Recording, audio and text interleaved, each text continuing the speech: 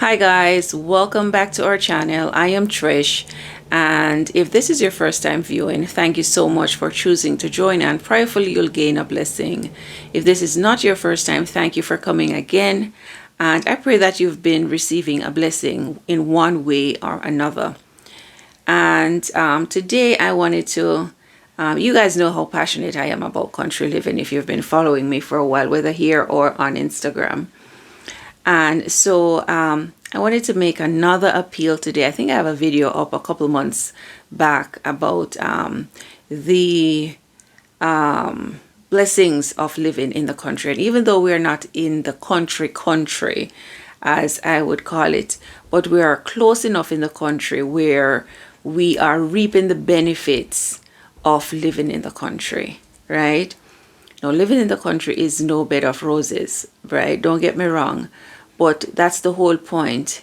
It allows you to crucify self, and it allows you to live close to nature. And there are so many lessons in nature that you can learn about God. You see Him every day. And as my neighbor would say, she meets God in her garden every single day, right? And so living in the country, it helps you to work hard, appreciate hard work, because you're always cleaning your yard, keeping your yard clean. And if you are from any sort of ethnic background, you are going to want to, and you have space to grow. Which most of the time, if you're living in a country, you'll have space to grow food.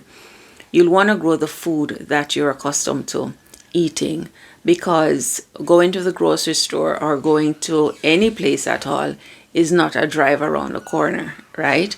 So you want to have everything at your fingertip. You want to make sure that you have fuel if you should have a power outage. And because of all these things that you have to prepare ahead of time for a just in case, right? Because when there's a power outage or anything like that, the folks out farther from the city are those who are serviced last.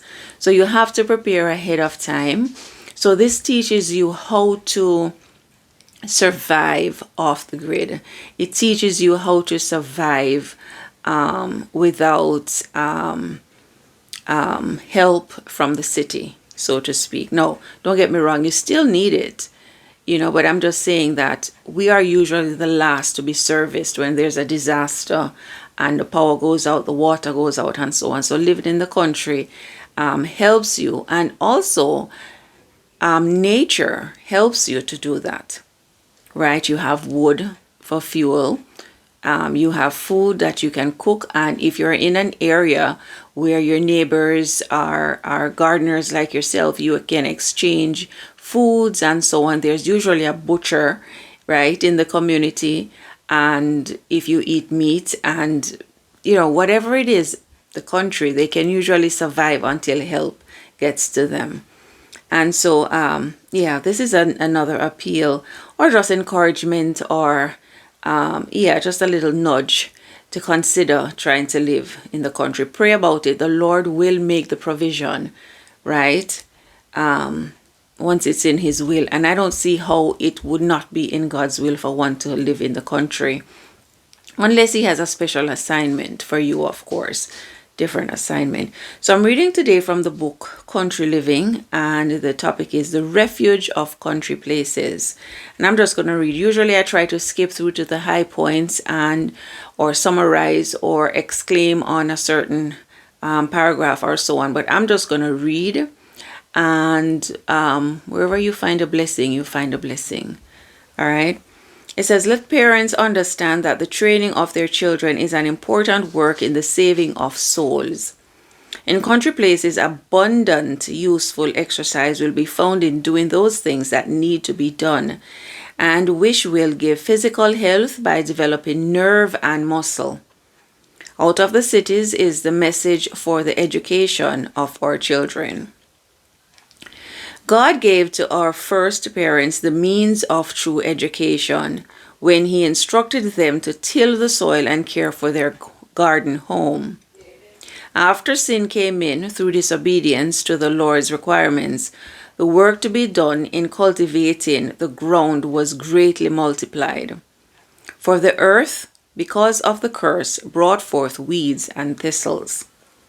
But the employment itself was not given because of sin.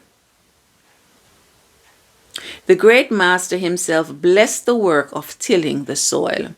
Next subtopic, as in the days of Noah.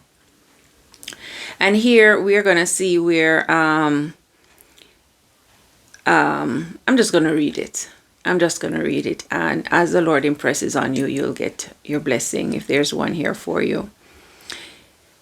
And this subtopic is entitled, As in the Days of Noah.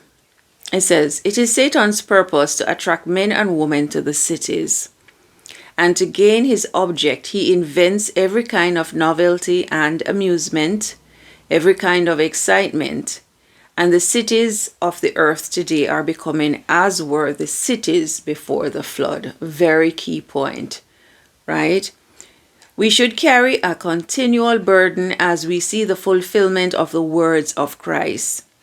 As the days of Noah were, so shall also the coming of the Son of Man be. And this is according to Matthew 24 and verse 27, which I'm going to read right now. It says, but as the days of Noah were, so shall also the coming of the Son of Man be. There endeth the reading of God's holy word. The reading goes on to say, in the days before the flood, every kind of amusement was invented to lead men and women to forgetfulness and sin. Today, in 1908, Satan is working with intensity that the same conditions of evil shall prevail. And isn't he doing that today in 2025? Yes. He's putting out also, I said I wouldn't interject or I wouldn't, exclaim on anything, but I just have to do this because this applies especially to today, this very day, right? A lot of distractions are out there, and distractions that seem as if we have to have a hand in it. There's something we ought to do. But folks, remember, there's just some things that God himself just has to take care of. And as long as we are doing what we are told to do, we don't have to ponder and wonder what we can do. God will never leave us without instructions. And as of the moment, the instruction is for us to cry out to God, ask for help, right? Cry and sigh for the abomination, warn about the judgment that is supposed to come upon the land shortly, right? That is our instruction as of this moment. And so there are a lot of distractions out there at this time, and a lot of people are trying to do and say and interject and play a role in doing a lot of things. But God does not need us to do what we are not told to do, right? And that includes worrying and pondering, right? Just do what we are told to do, and God will do what only he can do. The reading goes on to say,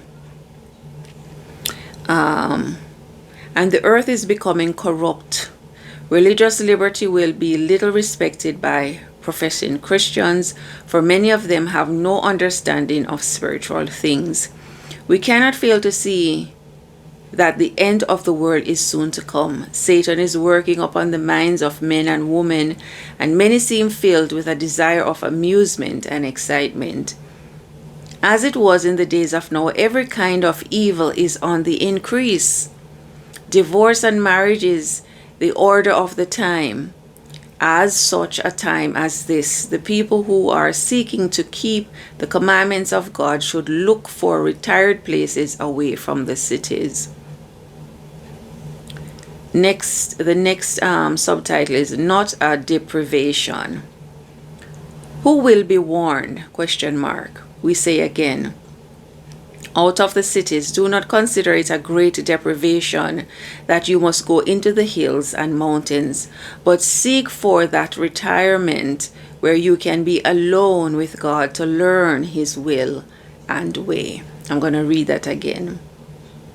Do not consider it a great deprivation that you must go into the hills and mountains, but seek for that retirement where you can be alone with God and learn His will and way without any sort of distraction, without even the news maybe.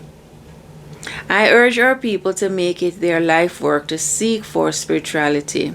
Christ is at the door. This is why I say to our people, do not consider it a privation when you are called to leave the cities and move out into the country places. Here there await rich blessings for those who will grasp them. And I can attest to that, guys. Living in the country, just, as the word says, being off the grid somewhat, right? We're not off the grid by any means, but even the world knows that living in the country keeps you closer to God and keeps you closer to nature. And there's some sort of peace. It's as if we connect with nature. And us as Christians, we know that what that is we connect with God, our Creator, right? And we're close to Him. And we're better. What position is better for us to be in than to be close to our Creator, where we can hear His voice, where we recognize His voice, and so on. Here there await rich blessings for those who will grasp them. By beholding the scenes of nature, the works of the Creator, by studying God's handiwork, imperceptibly you will be changed into the same image. There endeth it. And guys, I am not here to judge anyone, because the Lord knows who He wants in the country, who He wants in the cities, is what a lot of people will argue. But I'm here to attest and to testify that being in the country draws you closer to God. And I'm not saying that it will not, as again, I always, whenever I say this, talk about country, I always say, I'm not saying being in the country you're gonna escape any sort of persecution that is deemed for you or for us, right? But at least we'll be close to God to exercise our faith boldly. And until the next video, guys, I pray that this was a blessing to you. God bless. Bye.